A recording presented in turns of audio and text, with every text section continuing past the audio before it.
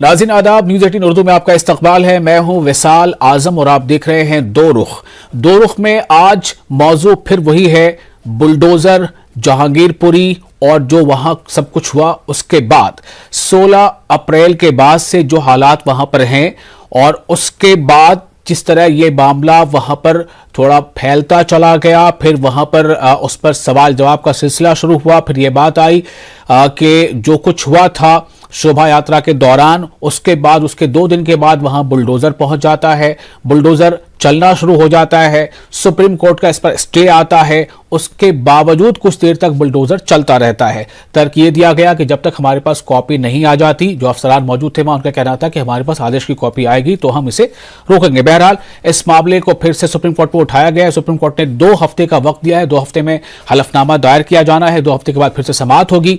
लेकिन उसके बाद लगातार अब सियासी जमातों के वफ्द का वहां जाने का सिलसिला शुरू हुआ है और इसमें कई सियासी जमातें, समाजवादी पार्टी का एक वफ्द वहां पहुंचा, सीपीआई का एक डेलीगेशन वहां पहुंचा, टीएमसी का डेलीगेशन वहां पहुंचा, कांग्रेस का डेलीगेशन वहां पहुंचा, आईयूएमएल का एक डेलीगेशन जिसमें एक तमिलनाडु से भी एक एमएलए थे, वो उनका एक डेलीगेशन वहां पहुंचा। तो ये सिलसिला लगातार जारी है। आज विश्व हिंदू परिषद का भी एक वफ्द वहां पहुंचा था। हालांकि इन तमाम लोगों को जो वहां पुलिस तादाद में काफी बड़ी वहां मौजूद है, वह उन्हें आखिर तक लोगों तक जाने नहीं दे रही है, उन्हें रोक रही है सुरक्षा के दृष्टिकोण से, सुरक्षा के नजरिए से। एमआईएम का वफ्द वहां पहुंचा था। तो कहने का मतलब यह है कि ये अब वहां लगातार अलग अलग सियासी जमातों के लोगों का डेलीगेशन, सियासी जमातें के लोगों का डेलीगेशन वहां पहुंच रहा है और यह सवाल उठाया जा रहा है कि आखिर बुलडोजर या नियमों के विरुद्ध अगर कोई काम हुआ है तो उसके खिलाफ जो ताकत है सरकार की या सरकारी इदारों की, क्या वो सिर्फ और सिर्फ गरीबों के खिलाफ ही है? क्या पूरी दिल्ली में अतिक्रमण अगर कहीं हुआ है तो वह सिर्फ और सिर्फ जहांगीरपुरी में अतिक्रमण हुआ है? और अतिक्रमण अगर और भी कहीं है तो फिर वहां बुलडोजर क्यों नहीं चलता? बहुत सारे ऐसे पॉश कॉलोनियां हैं जहां पे बाहर में जो चौकीदारों के शेड होते हैं वो सरकारी जमीन पर बने होते हैं। तो सवाल है, अपनी जगह पर है, जो कुछ हो रहा है उसकी हकीकत भी अपनी जगह पर है, लेकिन आखिर क्या यहां से एक सियासत का एक नया चैप्टर शुरू हो रहा है? और इसको लेकर जो सरकारी सरोकार है, जो समाजी सरोकार है, वो दोनों क्या आपस में मिल रहे हैं या अलग अलग नजर आ रहे हैं? इस मामले पर आज हम गुफ्तगू करेंगे। हमारे साथ 2 खास मेहमान हैं। हमारे साथ है शिल्पी अरोड़ा, तर्जुमान कांग्रेस, और हमारे साथ है राजीव पांडे, तर्जुमान बीजेपी। आप दोनों का बहुत बहुत इस्तकबाल है। शिल्पी, मैं आपसे शुरू करना चाहूंगा। सवाल यहां पर यह है कि बुलडोजर एक मशीन है, उसके पीछे बैठा शख्स उसे ऑपरेट करता है, लेकिन उसे ऑपरेट कब करना है और कहां करना है और किसका घर या किसकी दुकान तोड़नी है, यह फरमान कहीं और से आता है। अभी बड़ा इसका जोर शोर चल रहा है कि जहांगीरपुरी में आखिर बुलडोजर, जब शोभा यात्रा निकली वहां कुछ हंगामा हो गया, उसके बाद वहां पर जो है कर्फ्यू जैसे हालात बन गए, बहुत तरह के प्रतिबंध लग गए ताकि वो मामला आगे बढ़े नहीं, उसके फौरी बाद बुलडोजर वहां पहुंच गया। लेकिन बुलडोजर, जैसा मैंने पहले बताया कि बुलडोजर एक मशीन है, इसको ऑपरेट करने को कमांड देने वाला कोई और होता है। यही बुलडोजर जहांगीरपुरी में भी चल रहा है, वहां पर आपकी पार्टी का डेलीगेशन जा रहा है। यही बुलडोजर राजस्थान के अलवर में भी चल रहा है, वहां पे जो बीजेपी है उनका डेलीगेशन जाने वाला है। मैं आपके पास आ रहा हूं, कैसे देखते हैं इसे? इसमें कहां है सियासी सरोकार और कहां है समाजी सरोकार? जी बिल्कुल, सियासी तो सरोकार हर ऐसे काम में होता ही है। आप देख ही रहे हैं कि क्या टॉपिक है, कहां पे कैसे हो गया, कैसे उसको कानूनी रंग देकर उसके ऊपर गरीब लोगों के ऊपर बुलडोजर चलाया जा रहा है। कोर्ट को इंटरफेयर करना पड़ रहा है, कोर्ट को उसके लिए सुनवाई करनी पड़ रही है कि ऐसा अतिक्रमण जहां पूरे दिल्ली में है या और जगह भी है तो वहां पर कार्रवाई ना होकर आप इसी पर्टिकुलर जगह पर कार्रवाई कर रहे हैं। समय ये है, बुलडोजर चलना चाहिए बेरोजगारी पर, बुलडोजर चलना चाहिए महंगाई पर, बुलडोजर चलना चाहिए ऐसे लोगों पर जो कि एक दूसरे से नफरत का फैलाते हैं, एक दूसरे के खिलाफ भड़काने का काम करते हैं। ऐसे लोगों को छोड़ के गरीबों के आशियाने पे बुलडोजर चल रहा है, बहुत ही दुर्भाग्यपूर्ण बात है। और सरकार का पूरा इसमें हाथ है, सरकार का प्रोत्साहन है। आज मैं देख रही थी कि ईडी भी इस मामले में सक्रिय हो गया है। तो ऐसा क्यों हो रहा है? क्या चुनाव की सुगबुगाहट सुनाई दे रही है आने वाले चुनावों की? क्या ये 2024 के चुनावों का असर है जो अभी गरीब जनता को अभी से उसके रंग देखने को मिल रहे हैं? क्या ये प्रयास हो रहा है पूरे देश को गुजरात बनाने का? क्या ये प्रयास हो रहा है भाई से भाई को लड़वाकर फिर से सत्ता हासिल करने का? जी, राजीव पांडे साहब, मैं आपके पास अब आ रहा हूं। मैंने जैसा पहले ही बताया कि बुलडोजर एक मशीन है, लेकिन क्या उसका इस्तेमाल कुछ और तरीके से हो रहा है, इस तरीके से नहीं हो रहा है? क्या उसका इस्तेमाल जो है वो एक चुनिंदा तरीके से हो रहा है? और क्यों जहांगीरपुरी जो है वो अलग अलग सियासी जमातों के दौरे का एक अभी मरकज बना हुआ है?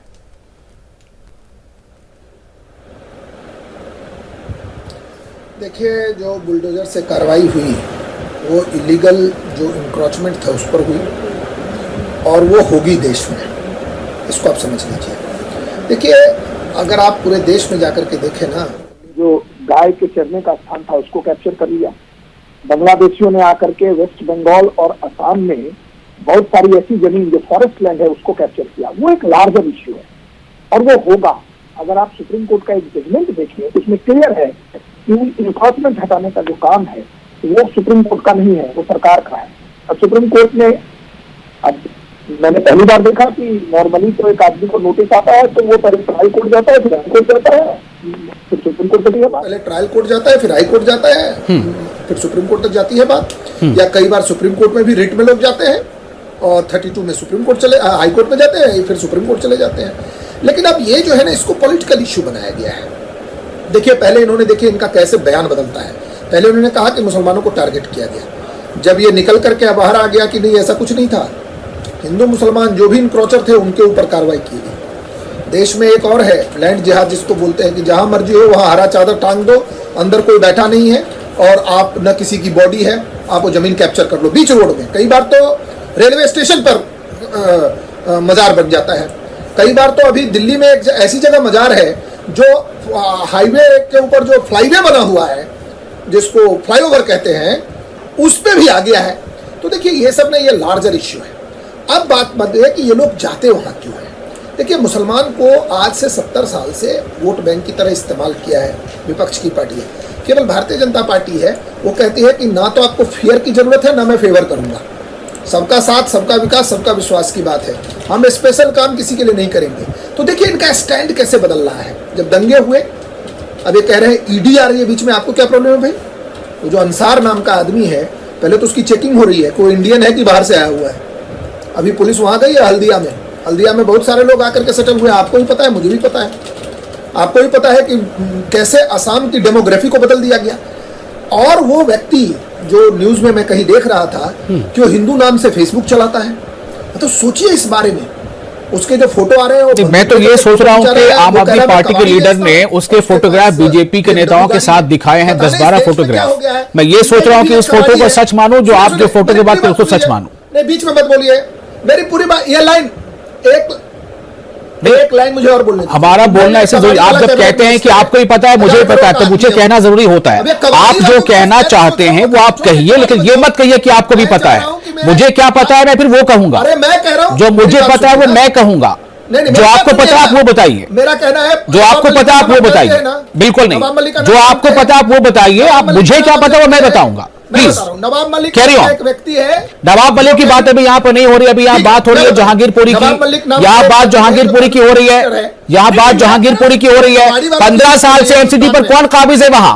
किसने वहां उनको बसने दिया? आपको बताया, किसने वहां बसने दिया उन्हें? जहांगीरपुरी की बात हो रही है। प्लीज राजीव पांडे जी, मैं आपको बता रहा हूं जी। क्या है, मैं तो कह रहा हूं कि जिन लोगों ने उनको बसाया है उन अधिकारियों के खिलाफ भी कार्रवाई होगी। कब होगी कार्रवाई? और मैं एक बात उसके लिए कब कार्रवाई होगी? उसके लिए अचानक बुलडोजर कब जाएगा वहां पर? एक मुझे 30 सेकंड दे दीजिए मुझे, मैं बता रहा हूं।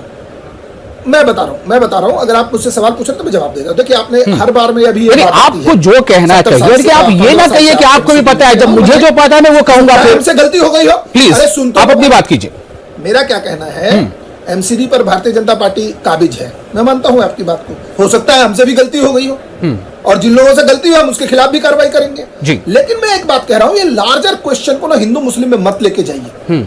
लार्जर क्वेश्चन है, इलीगल इंक्रोचमेंट अगर कोई करेगा तो बुलडोजर आएगा। इलीगल इंक्रोचमेंट अगर कोई करेगा तो बुलडोजर आएगा। और ये शिल्पी अरोड़ा आपको जवाब देना है, लेकिन क्या इसके भी कुछ नियम कानून है? शिल्पी अरोड़ा क्यों इस बात को लेकर वहां पर अब एक जो है सियासी, वहां पर एक टूरिज्म चल रहा है, वहां पर लगातार सियासी जमातों के लोग जा रहे हैं, तो क्यों जा रहे हैं? की बात हम नहीं किस कर रहे बात पे हैं, सवाल उठा हम रहे हैं? जनता के हक की बात कर रहे हैं। जहांगीरपुरी ही क्यों और वही क्षेत्र क्यों जहां पर ऐसा कुछ हुआ है? अगर जहां पर किसी भी तरीके के वजह से दंगे भड़के हैं या भड़काए गए हैं या जो भी एक राजनीति वहां पर करी गई है, वहीं पर क्यों पूरे दिल्ली में एक जहांगीरपुरी में उसी इलाके में बुलडोजर क्यों चल रहा है? मेरा क्वेश्चन ये है इनसे। और सही आपने बिल्कुल कहा कि पहले जिन अधिकारियों ने, जिन नेताओं ने उनको वहां पे अतिक्रमण को अलाउ किया है, पहले आप उन पे तो कार्रवाई करिए। ये हर घूम फिर कर बात गरीब, मजबूर और ये दबे कुचले वर्ग तक क्यों आ जाती है हर बार बात? आप उन्हीं को क्यों दबाना चाहते हैं? इंक्रोचमेंट कहाँ नहीं है दिल्ली में? कौन सा एरिया उठा लीजिए, कौन से वार्ड में नहीं है आपके? ये जहांगीरपुरी के उसी वार्ड में, उसी एरिया में अचानक बिना नोटिस, बिना करे इस तरीके की कार्रवाई क्यों की जा रही है? क्या कहीं और इंक्रोचमेंट नहीं है? क्या आज इस टेलीविजन चैनल पर स्टेटमेंट दे रहे हैं कि दिल्ली में और कहीं इंक्रोचमेंट नहीं है, सिर्फ जहांगीरपुरी के उसी क्षेत्र में और वहीं बुलडोजर चलाया जाएगा और गरीब लोगों के हकों को दबाया जाएगा? जी, राजीव पांडे साहब। देखिए, सबसे पहले मैं हमारी जो नेत्री है कांग्रेस की उनको बता दूं कि डीएमसी एक्ट 1957 की धारा 321, 323, 325 के तहत जब कार्रवाई होती है तो नोटिस की जरूरत नहीं होती है। प्लीज यार, इतना अब मेरी बात सुन लो यार, आपने बीच में बोलना मत, 30 सेकंड दे दीजिए। मैंने कहा एक तो हो गया इलीगल। एक बात मैं ये भी बता देता हूं आपको, ये भी सुन लीजिए, ये हमारे दर्शकों को जानना चाहिए। क्रिमिनल है, नाले पर अगर कहीं पर कुछ जमा है, कुछ करा है कि किसी का मकान अगर आप तोड़ने जाते हैं, चाहे वो मकान गैर कानूनी तौर पे बना है, तो उस मकान वाले को आपको नोटिस सर्व करना होता है। पड़ता है किसी के आशियाने पर आप ऐसे किसी का मकान, अभी नोएडा का एग्जाम्पल है, ट्विन टावर को गिराया जाना है ना, कंप्लीट कर। आप देखिए कितना वक्त लग रहा है उसको गिराया जाने में, पूरी प्रक्रिया पूरे होने में। देखिए डीएमसी एक्ट जिसकी आप बात कर रहे हैं, वो लोगों के आशियाने पे नहीं लगता है। इंक्रोचमेंट था वो पब्लिक हेल्थ और ट्रैंक्विलिटी के खिलाफ था। अब देखिए, जब ये बोल रहे थे मैंने एक शब्द नहीं बोला।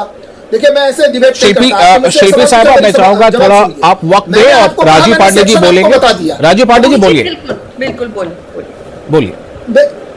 बस मैं अपनी बात खत्म कर लूंगा, फिर उन्हीं से बुलवाइए। वो इतना बोलते हैं, इसलिए जनता धीरे धीरे बिहार, यूपी, वेस्ट बंगाल ये सब जगह ना धीरे धीरे जीरो पर पहुंच गई है। आप इस पे टिप्पणी मत करिए, और बहुत जल्द वो जीरो पे चली जाएंगे। मैं उनके चक्कर में नहीं पड़ना चाहता, मैं आपसे बात करना चाहता हूँ। मैं आपसे बात करना चाहता हूँ। अभी क्या बोल रहे हो? शिल्पी जी प्लीज रिक्वेस्ट है। बोलेंगे जब मुझे दिखाई भी नहीं दे रहा है। करेंगे, हमारी आवाज रहेगी। आपकी आवाज कौन दबाएगा? राहुल गांधी लंदन में अभी आवाज दे रहा है। राहुल गांधी अभी लंदन, यूरोप, पता नहीं किस जगह पे जवाब दे रहा है, थाईलैंड पे दे रहा है, कहीं तो जवाब दे रहा है वो। उसकी आवाज बहुत तेज से गूंज रही है। अब मेरी बात सुनिए, मेरा कहना है, मैंने आपको इलीगल इंक्रोचमेंट की बात कह दी। अब दूसरी बात मैं बताता हूं, अगर कोई क्रिमिनल है और वो भागा हुआ है तो सीआरपीसी में उसके खिलाफ भी प्रोविजन है और उस पर भी बुलडोजर चलेगा। मेरा कहना है ना, ये देश में जब भी बुरहान वानी पे बुलडोजर चल जाए या अंसार पे बुलडोजर चल जाए, ताहिर हुसैन पे बुलडोजर चल जाए, बड़ी दिक्कत हो रही है। ये सब क्रिमिनल है। आप पे नहीं चल रहा है बुलडोजर साहब, शिल्पी जी पे भी नहीं चलेगा, लेकिन अगर मैं कल को गलत काम करूंगा तो बुलडोजर मेरी तरफ आएगा। और मैं इस बुलडोजर का इसलिए समर्थन करता हूं, इसके पीछे कारण क्या है ना, इस हिंदुस्तान में अभी कल ही रिपोर्ट में आया कि कितनी सरकारी जमीन पर कैप्चर है। मुंबई से लेकर दिल्ली तक सरकारी जमीनों पर कैप्चर किया गया, रेलवे के लैंड पर कैप्चर है। लोग टैक्स पे करें और बाहर से लोग आए और रेलवे की जमीन को कैप्चर कर लेते हैं। आपको मैं बता रहा हूं, जनता को इस बारे में बात करनी चाहिए। कोई भी सरकार हो, मैं अपनी सरकार की बात नहीं कर रहा हूं, भारतीय जनता पार्टी की सरकार हो, कांग्रेस की सरकार हो, किसी की सरकार। शिल्पी अरोड़ा, क्या बुलडोजर से ही कानून चलेगा? क्या ये जो कह रहे हैं हर बात पे लास्ट में बुलडोजर जोड़ देते हैं? सवाल ये है कि बुलडोजर से पहले ये अदालतों में क्या ये कार्रवाई बंद हो जानी चाहिए? ये कोर्ट, अदालत, ये वकील, इनका क्या होगा फिर? अदालत नहीं कहा है कि बुलडोजर से ही होगा। अदालत ने ये रोका भी है। अगर ये हर कुछ सही होता तो नहीं रोका होता। अभी सवाल सिर्फ इस बात को लेकर है, मेरा सवाल ये कि या तो एक कानून बना दिया जाए ऐसा कि किसी भी क्राइम के बारे में बिना ट्रायल के पहले बुलडोजर चलेगा, फिर बाद में ट्रायल होगा। अभी मध्य प्रदेश में क्या हुआ, एक शख्स है जिसका दोनों हाथ कटा हुआ है, बहुत पहले से दोनों हाथ कटे हैं उसके ऊपर ये इल्जाम लगा कि ये पत्थर चला रहा था। को भी इतना दिन बिरयानी कांग्रेस की सरकार खिलाती रही, हम देखते रहे। उस पर इल्जाम क्या लगा? वो पत्थर चला रहा था, उसके घर तोड़ दिए गए। दुनिया ने देखा लोगों को मारते, उसका घर तोड़ दिया गया। शिल्पी जी बोलिए। जी मेरा सवाल ये, क्या बुलडोजर ही सबसे बड़ी अदालत है? नहीं, सब कुछ यही है। जो वादी भी यही है, प्रतिवादी भी यही है, वकील भी यही है, और सरकारी वकील भी यही है और जज भी यही है। सब कुछ बैठे बैठे टेबल पे कार्रवाई होती है, इंस्ट्रक्शन होती है और बुलडोजर हो जाते हैं। फिर यही समाज में बांटने वाली बात कर रहे हैं, ये अंजार का नाम ले रहे हैं, आलम नाम ले रहे हैं। हम किसी धर्म की बात नहीं कर रहे हैं, धर्म विशेष की बात नहीं कर रहे हैं। पांडे जी, हमें हरे और केसरिया में मत बांटिए। पूरे हम हिंदुस्तानी हैं, जिसने जो क्राइम किया है उसके ऊपर एक्शन होना चाहिए। लेकिन आप सब कुछ बैठ के, आपने मेरे प्रश्न का जवाब नहीं दिया कि जहांगीरपुरी में ही क्यों हुआ। आप ये स्टेटमेंट दीजिए कि हम पूरे दिल्ली में बुलडोजर चला रहे हैं, जहां जहां अतिक्रमण है। तीनों एमसीडीज आपके अंडर है, अब आप उसको मर्जर करने की कोशिश कर रहे हैं। क्या ये चुनाव के लिए रणनीति हो रही है अभी से? आप हिंदू मुस्लिम के नाम से आप बांट रहे हैं, हम नहीं बांट रहे। जिस क्षेत्र में दंगे हुए हैं, जिस क्षेत्र में दंगे हुए हैं, उस क्षेत्र में क्या मतलब है आपका बुलडोजर चलाने का? आप महंगाई की बात नहीं करते, आप बेरोजगारी की बात नहीं करते, 300-400 रुपए किलो नींबू हुए पड़े उसकी बात नहीं करते, आप दालों की बात नहीं करते। आप गरीब के घर में बुलडोजर चलाने पर आपकी सरकार की प्राथमिकता है और आप उसको भी धर्म के आईने से देखते हैं, धर्म के चश्मे से देखते हैं और लोगों के ऊपर अत्याचार करते हैं। पांडे, राजीव पांडे। सर, महंगाई वाला एक वर्ड आ गया था। मैं कांग्रेसियों को याद दिलाना चाहता हूं कि जब देश में केंद्र की सरकार ने 10 रुपए डीजल पेट्रोल के दाम कम किए थे, तो पूरे देश में, मैं कांग्रेस की भी, आम आदमी पार्टी की सरकार ने भी दिल्ली में कम किया, लेकिन महाराष्ट्र में एक नया पैसा भी कम नहीं किया। इनकी सरकार चल रही है, ये महंगाई की बात कर रहे हैं। देश में सबसे ज्यादा जो तेल और डीजल का जो दाम है ना, वो राजस्थान के गंगानगर में है। इसलिए महंगाई का थेरी मुझे ये, और उसके बाद मध्य प्रदेश में, ये अपने दर्शकों को मैं बता रहा हूं, उसके बाद कहीं सबसे ज्यादा अगर महंगा पेट्रोल डीजल तो मध्य प्रदेश में है। पांडे जी, आप ये तो बताइए, बुलडोजर जहांगीरपुरी में क्यों? सर, जब कांग्रेस के स्पोक्स पर्सन बोलती है, मैं आ रहा हूं, उस पर आ रहा हूं। अब देखिए जी, जहांगीरपुरी में इसलिए कि देखिए जहांगीरपुरी के बारे में ना, वो बड़ा जो इश्यू आ रहा है कि वहां पर बहुत ज्यादा बांग्लादेशी और रोहिंग्याओं को बसाया गया है। किसने बसा दिया? 8 साल से आपकी सरकार है सत्ता में, किसने बसा दिया? This is the question. Jammu में चले, किसने बसा दिया? एमसीडी में 15 साल से आप हैं, मैं बता रहा हूं, मरकज में आप 8 सालों से हैं, असम में भी अब आपकी सरकार है, किसने बसा दिया वहां? क्यों नहीं हटा दिया आपने उसको? 2012, सुन तो लीजिए, 2012। नहीं सर, आपने हटाया क्यों नहीं? मेरा ये सवाल, जब आप कह रहे किसी ने बसा दिया, तो आपको जब जनता ने पावर दिया तो आपने हटाया क्यों नहीं? अब मैं बता रहा हूं ना आपको, बीच में मैं बता रहा हूं, क्योंकि जब ही हटाने लगते हैं ना, तो कोई ना कोई कांग्रेसी, सिब्बल, भूषण सुप्रीम कोर्ट पहुंच जाता है। अब आप पूछ रहे हैं, मैं तो कह रहा हूं ये जनता को आकर के, अब देखिए आप लोग जो चाह रहे हैं ना, वो बहुत गलत है। हम तो रूल ऑफ लॉ के तहत चाहते हैं कि हटे, लेकिन जैसे आप लोग क्रिएट करते हैं, जब सरकार कोई एक्शन लेती है, 4 पिटीशन फाइल होते हैं। एक पिटीशन में मैं खुद पिटीशनर हूं, जम्मू एक्शन ग्रुप के तहत से, और जब एक पहुंच गया था कि इनको मत हटाओ। जब आप कोई कानून बनाओ, कानून लागू करने की कोशिश करो, रोड जाम कर दो। ये कौन है रोड लोग? ये वही लोग हैं, वहीं से लोग जाते थे रोड जाम उनको दूसरी जगह दीजिए, रोड जाम कर दो, रोड जाम जगह दीजिए रहने के लिए, जो उनका हक बनता है, उनका घर है, उनका हक बनता है। बता देता हूं, जहांगीरपुरी जो जगह है ना, वहां पर मेरे पास जो रिलायबल इंफॉर्मेशन है कि वहां पर बहुत सारे घुसपैठिए हैं। मैं कंट्री का नाम भी नहीं लूंगा। और सीबीआई का रोल भी करने लगे पांडे जी। के समर्थन में जो लोग आ रहे हैं, जो सुन तो लीजिए ना, अरे सुन तो लीजिए, सीबीआई भी चला रहे हैं, डिटेक्टिव एजेंसी भी चला रहे हैं, पिटीशनर भी हो रहे हैं। दंगा करके, अब दंगा करके बहुत अच्छा किया। ऐसे ही देखिए, उन्होंने दंगा किया था वेस्ट दिल्ली में, ईस्ट दिल्ली में हिंदुओं का कत्लेआम हुआ था। देखिए सारे जो क्रिमिनल्स हैं वो जेल में हैं, जिन्होंने लोगों को मारा, नेगी साहब का गला काट दिया। मेरा कहना है ना, उन्होंने दंगा करके अच्छा किया। पूरी एक आदमी की जांच होगी और पता चलेगा कि ये कौन लोग हैं, कहां से आता है। नहीं, देखिए मैं क्या कह रहा हूं, देश में सब कुछ आप बार-बार किसने बसाया? अरे 70 साल से सारे प्रॉब्लम आपने बसाया, कश्मीर आपने बसाया, कश्मीर इशू खड़ा किया, खालिस्तान, ये बार-बार क्या है? किसने बसाया, किसने बसाया, किसने बसाया, कहां से बसाया? अरे आपकी सरकार थी, 2012 में पहली बार जेएनयू के बाहर प्रदर्शन हुआ था साउथ दिल्ली में, मैं उस समय दिल्ली में ही था, और एक गुंडे रोहिंग्या के समर्थन में जेएनयू से बहुत बड़ा एक मार्च चला था, याद है कि आपको न्यूज कटिंग 2012 का। आप लोगों ने बसाया रोहिंग्या को। पांडे जी, आपका वर्जन ये है, आप ये कह रहे हैं कि रोहिंग्या है इसलिए उनका चला है क्योंकि आपको ये सूचना मिली है। आप ये कहना चाह रहे हैं इस नेशनल टेलीविजन चैनल पर? आप ये कहना चाह रहे हैं?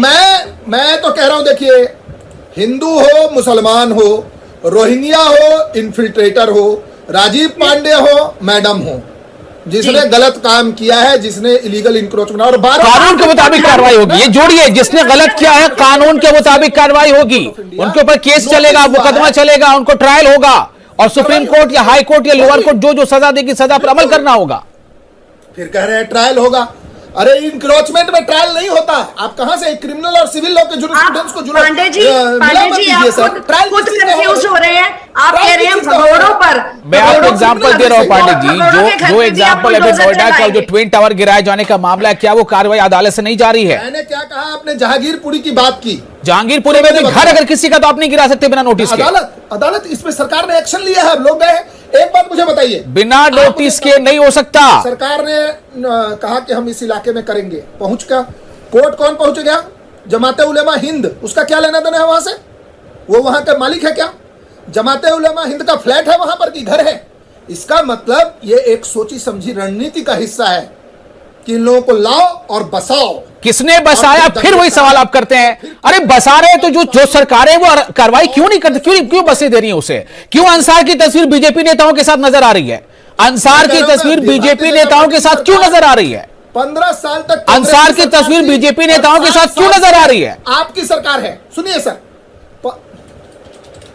नहीं देखिए, बीजेपी ने फोटो तो कोई भी खिंचा लेता है। आप भी मेरे साथ आके फोटो खिंचा लेंगे, मैं आपको कैरेक्टर सर्टिफिकेट थोड़ी देने वाला हूँ, या मैं आपके साथ खिंचा लूंगा तो आप मेरा कैरेक्टर सर्टिफिकेट थोड़ी देंगे। देखिए उसमें मत जाइए। 15 साल तक शीला दीक्षित की सरकार थी, उसके बाद आम आदमी पार्टी की सरकार है। आप इसको समझिए थोड़ा। उसकी इन्वॉल्वमेंट निकलती है, कहीं ना कहीं प्लांट किया गया है। ये दंगे प्रायोजित हैं। मैं एलिगेशन लगा रही हूँ, ये दंगे भाजपा द्वारा प्रायोजित है। आप लोग कर रहे हैं। चुनाव आने वाले हैं, आप लड़वाना चाहते हैं, आपके पास देश के लिए कोई मुद्दा नहीं है। भाजपा तो एक्शन होने दीजिए, फिर मुद्दे पर लड़ना चाहते हैं। चलने दीजिए उसके घर पे। अगर वो बीजेपी का है, सुनिए ना, आपने कहा अंसार बीजेपी का है, तो हम कह रहे हैं उसके घर पे बुलडोजर चले।